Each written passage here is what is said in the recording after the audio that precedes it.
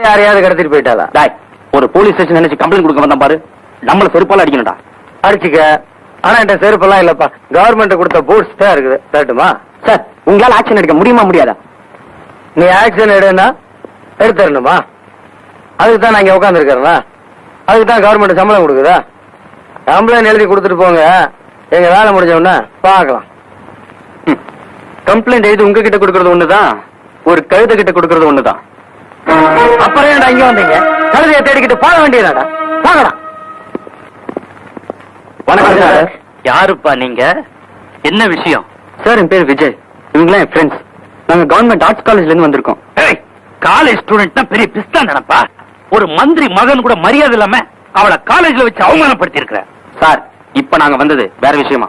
Sir, எங்க காலேஜ்ல படிச்சுட்டு இருந்த பிரியான்ற பொண்ணு PM 1990 அம்பாசிடர் கார்ல என்ன ஒருத்தன் கடத்திட்டு போயிருக்கான். இத போய் நாங்க போலீஸ் ஸ்டேஷன்ல கம்ப்ளைண்ட் கொடுத்தா